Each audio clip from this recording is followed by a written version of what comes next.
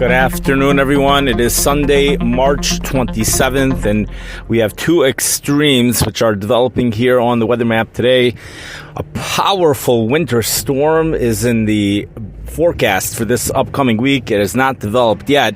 Before we get there, we're dealing with record warmth that has developed over in the desert Southwest. Records were broken in Phoenix, Arizona on Friday. High temperatures hit 96 degrees, previous record 93 degrees set back in 1988 and again in 1990. Other counties also broke records. We're dealing with extraordinarily dry air as well all over the place. The extraordinarily dry air is not all over the place actually. It's located in Texas, especially Rio Grande Village, Texas, where dew points are down to very close to zero. In fact, last night dew points dropped to 10 below zero. Relative humidity down to 3% in those locations. Wildfire danger is extreme, very extreme. Things could spread rapidly. There cannot be better conditions for that. But it's really dry in many areas throughout the world. In fact, it's difficult to find places which are humid. Even in Florida, we're dealing with a lack of humidity as dew points have dropped into the 50s. There's probably some fire dangers out there as well. And throughout the world, it's difficult to find humid places. You know, you have to go onto the west coast of Africa. You get into dew points in the 70s. I think the most humid area in the world right now is the east coast of India, especially the southeast coast. You could find dew points in the upper 70s. I have not been able to locate a dew point of 80 degrees, but dew points in the upper 70s is very humid with air temperatures in the 80s. We're dealing with heat indices about 100 degrees, maybe even a little bit hotter. Those air temperatures as you go further into India for afternoon highs are just scorching hot, but it's going to get worse. Significantly worse by the end of the week. There is a question, however, which we'll deal with that question later on. But for right now, back to this unseasonably warm air. Might be uncomfortable as this air mass is over in the desert Southwest. But as that air mass translates east, more moisture gets added into the air, and it's going to be a beauty for places in Wyoming, Colorado. Record warmth expected there for Monday. High temperatures warming into the low 80s. Scottsbluff, Nebraska, high temperatures going into the low 80s. That's going to tie the record, 82 degrees. North Platte, Nebraska, dealing with high temperatures in the low 70s. Much of the area for Kansas, southern Nebraska, 70s. Plenty of 80s as well, and we'll see those high temperatures remaining in the mid-90s for Texas, for parts of Texas, Falcon Lake, Texas, Rio Grande Village, Texas, high temperatures in the mid-90s. Areas which have more humidity will have a harder time reaching those highs. In fact, they won't. Houston, Texas, highs in the low 80s. More water vapor in the air, the less efficient the sun is at heating things up. Although as we proceed into the summer, the warmer the nighttime lows are. But nonetheless, high temperatures still remain significantly lower when you're dealing with more humidity. Okay, now, here's the biggest, the most exciting story of the week is we have something taking place, something which I haven't seen on the weather map here in the Midwest for many, many years. We have an intense low pressure system. According to the European computer model, it's almost hard to believe this is happening. But the European computer model is the most accurate model, especially for something like this. And this is just a monster storm. We have low pressure. It's going to start off, it's moving into the Kansas area. It comes in off the Pacific Ocean, actually. It's going to bring thunderstorms to the Phoenix area Monday night. That's not a definite, but there should be some thunderstorms. It's not going to be 100% widespread, but thunderstorms in the area. Some forecasts indicate 1/4 of an inch to 1/2 an inch of rain for the Phoenix, Arizona area. There could be some question mark on that. Possible dust storms in Arizona right before that precipitation comes through. And then things are really going to cool off on Tuesday. In fact, well below normal temperatures on Tuesday. Rain, thunderstorms on and off throughout Tuesday. Although probably there will be some sunshine as well, with high temperatures probably making it to 70. Some forecasts don't even think the high will hit 70 in Phoenix. Things will warm back up a little bit after that. That brings also cold air into the West Coast in general. But that low pressure system then moves off to the east, and it hits the Kansas area, and it starts to really develop. initially it's a little bit complex to figure out what the thing is doing for Tuesday and Wednesday. Whatever it's doing, though, it remains strong. It's weakening, it's strengthening, but then it's clear what it's doing by Wednesday into Thursday. That thing intensifies to like an oh my gosh level. 29.3, okay, it starts off like that. That's pretty strong. 29.2, 29.1, 29.0. It's still in the Midwest at 29.0. It's still going, intensifying. You look on the European computer model, an accurate computer model, it doesn't exaggerate. That doesn't exaggerate. 28.9, 28.8. It's just going down and down. And it's in the upper Midwest. It's over the Great Lakes area by that point. People like in International Falls, Minnesota, Thunder Bay in Canada, which is right on one of the Great Lakes. Those places are gonna. This is the storm. This is the storm that you're waiting for. I mean, this is. How can you get better than that? We have copious amounts of Gulf moisture.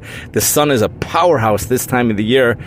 You really can't get stronger sun filtering into a winter storm than this. You have bitterly cold Arctic air on the backside. You have strong sun, Gulf moisture. You know, forecasts are calling for 12 to 18 inches of snow for Thunder Bay, but Thunder Bay, it sounds like thunder, right? If there is such a thing as thunder snow, which there is, I mean, this is the storm. This is the storm we're talking. The barometric pressure dropping under 29. 29.2 is the threshold when we start to forecast 12 to 18 inches of snow in the bullseye. So, you know, it's going to be well under that. So 12 to 18 inches is what some of these weather maps are saying in the bullseye, but I think it's going to be more than that. I think we're going to see more than 2 feet, 24. I think it will be 2 to 3 feet of snow. 2 to 3 feet of snow for, of course, there's a lot more that goes into forecasting the snow totals than just barometric pressure alone. But realize we have the copious amounts of Gulf moisture. Realize we have a hot air mass on the one end of the storm system. Brutal heat. We also, this time of the year, by the way, we're already dealing with that dry front that just situates itself over Texas. It's going to intensify later on this week. Severe thunderstorms developing over in the St. Louis area, all the way from the Gulf of Mexico northward up the Mississippi River for Tuesday. Temperatures are going to be real warm there, highs in the low 70s. Temperatures in the 70s throughout Illinois. You know, if those thunderstorms can hold off in the St. Louis area, St. Louis has a tendency to just to get into an 80-degree mark, like in these types of situations. It's going to be dependent upon the clouds, if it can do that or not. The warmth is forecast to make it into the Chicago area as well. A thunderstorm as well. High temperatures, mid-60s, perhaps low 70s. This is even for the northern suburbs. So this storm front's going to be pushing up and over the Chicago area. Realize the storm system, we're expecting probably a half an inch to an inch of rain here in the Chicago area for this midweek storm. We're on the warm side of the system. At the very end, we get that cold rain. It could be a question whether the precipitation changes over to snow at the last minute, but it's not really so clear. We will have much colder air that comes in on the backside of the storm system. So before this storm system arrives, we have much warmer air that comes in. Before the warm air comes in, we're dealing with an unseasonably cold air mass over the Chicago area right now. And it's almost hard to believe what the forecast temperatures are for tomorrow. It's even colder than today. High temperatures in the low 30s. Winds are right off the lake. And high temperatures today, mid-30s. Tomorrow, highs in the low 30s. On the East Coast, Baltimore, Maryland, high temperatures only in the upper 30s. As we go into the early part of this week, temperatures are going to shoot up by the mid part of this week, going into the 70s for Baltimore, Maryland. That warmth will be making it all the way up north. We have highs going into the mid-70s for Philadelphia, Pennsylvania. This is by Thursday. By Thursday, we're going to see that Lakewood, New Jersey, temperatures going into the 70s. That's by Thursday. Until we get there, we're going to have to deal with some cold. In fact, some of these cities, Portland, Oregon, Caribou, Maine, are going to be seeing probably the coldest night for the season. Probably this will be the final cold night. We're not going to get this cold again until next winter. Temperature dropping into the teens and 20s. Really cold stuff later on this week. And we get that warm up I don't really think it's going to be making it into Maine. But Lakewood, New Jersey, we're going to see those highs. Atlantic City, New Jersey, highs go into the 70s. New York, 60s, maybe low 70s. In Baltimore, Maryland, forecast highs in the low 70s. But Baltimore, again, you could always pull off in 80 degrees. If the winds come off those mountains in just the right way, you can get downslope winds, which could increase those temperatures to approximately 80 degrees. But the forecast models just show low 70s at the moment. We have a severe weather risk for many states. In fact, if you look on the European computer model once again, for the thunderstorm activity, just explosive thunderstorm development on Tuesday evening, especially over Texas, just west of Dallas.